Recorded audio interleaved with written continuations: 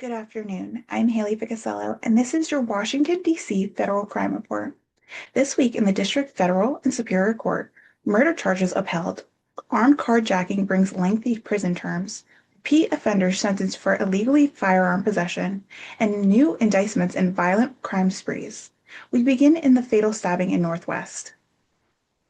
A Maryland man is now formally charged in connection with a deadly September street stabbing. Sean Conway, 50, of Ox Hill, Maryland, has been charged with second-degree murder while armed in Superior Court of the District of Columbia. The announcement came from the U.S. Attorney Jeannie Ferris Piero.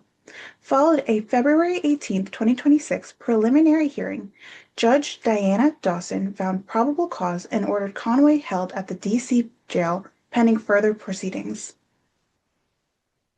According to court documents, at approximately 3:53 p.m. on September 13th of 2025, 911 calls reported a stabbing in front of the 2000 14th Street Northwest. Officers found 44-year-old Jermaine Foster lying unconscious on the sidewalk with apparent sharp force injuries. He was transported to Howard University Hospital, where he was pronounced dead at 4:41 a.m. Investigators identified Conway through witness interviews, surveillance footage, and social media evidence. Authorities alleged that he stabbed Foster multiple times during a late-night street meal. The case now proceeds towards trial. In U.S. District Court, Angel Hall, 25, of Washington, D.C., has been sentenced to 70 months in federal prison for her role in the February 1, 2024 armed carjacking in Southeast. Hall pled guilty on September 23 of 2025, along with co-defendant Brian Allison, 56, to carjacking and aiding and abetting. Judge Tanya S. Chutking imposed the sentence and ordered 3 years of supervised release. According to court filings, Hall and Allison followed the victim from a takeout restaurant on Binning Road Southeast around 11 p.m. Allison alleged flashed a handgun and threatened to kill the victim if she did not surrender her keys. After taking her vehicle, phone, wallet, and debit card PIN, the pair forced the victim into her own vehicle. Allison withdrew $500 from an ATM in Capitol Heights, Maryland, and then returned to the district. Before fleeing, he wiped down the steering wheel and the keys. The victim was not physically injured and reported the crime at the 6th District Station. Allison's sentencing is scheduled next month. A previous convicted felon on supervised release has been sentenced to 21 months in federal prison after being arrested with a loaded handgun and fentanyl at Fort Taunton Metro Station.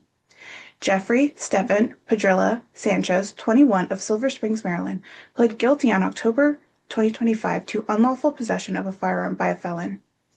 Judge Tanya Chutnick sentenced him to 21 months and 3 years of supervised release. On September 12, 2025, Metro Transit Police stopped Padrillo for fare evasion. A record check revealed an active extraditable warrant out of Montgomery County, Maryland. During a search, officers recovered a loaded 9mm Heckler Koch P2000 SK handgun with 9 rounds in the magazine and 1 in the chamber, along with 37 pills later confirmed to contain fentanyl. Padilla had prior felony convictions including burglary and unauthorized removal of a motor vehicle. 3 district men, including a 17-year-old being prosecuted as an adult, have been arraigned on a sweeping indictment tied to June 2025 armed carjacking spree. Madre Starnes, 22, Darius Irby, 19, Andre Whitfield, 17, face multiple counts of armed carjacking and armed robbery. Whitfield is being prosecuted under Title 16 as an adult. According to prosecutors, the defendant and unidentified co-conspirators carried out 9 armed robberies between June 7th and June 12th of 2025, targeting delivery drivers on motorized scooters. Each armed carjacking charge carries a mandatory minimum of 15 years if convicted. Kevin James Johnson, 38, of Washington, D.C., pled guilty to second-degree murder while armed in the October 6, 2024 killing of Antonio Pierre Woody. Woody, 44, was a paraplegic and wheelchair-bound. According to prosecutors, Johnson knocked Woody from his wheelchair in the 1700 block of Lincoln Road Northeast and stabbed him multiple times as he attempted to move away. Johnson entered a Rule 11C-1C plea agreement calling for 18 to 23 years in prison. Judge Rainey R. Bandit accepted the plea. Sentencing is scheduled for June 12 of 2026. Johnson has been in custody since the day of the killing. Gerald Day, 34, of Woodbridge, Virginia, was found guilty on all counts stemming from the October 29, 2023 altercation in Southwest D.C.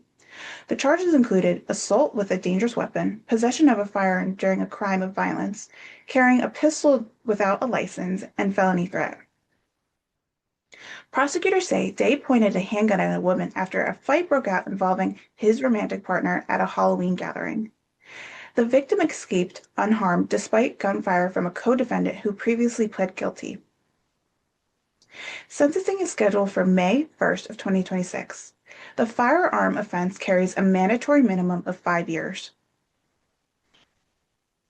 Daniel Hawley, 59, of Washington, D.C., has been sentenced to 7 years in prison for his string of June 2025 burglaries. Hawley pled guilty in December of 2025 to first-degree burglary. Surveillance footage helped identify him after he broke into a home and stole a bicycle.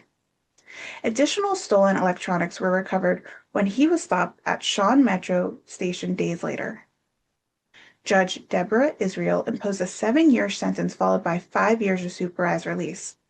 Ovid Gabriel, 21, has been indicted on multiple felony charges related to the August 3, 2025 stabbing of a D.C. jail corrections officer. Prosecutors allege Gabriel used an improvised knife to stab an officer 9 times during a lockdown procedure. The officer underwent life-saving surgeries and spent 3 weeks hospitalized. Days later, authorities discovered a drawing inside Gabriel's cell depicting threats towards another officer, signed by Gabriel.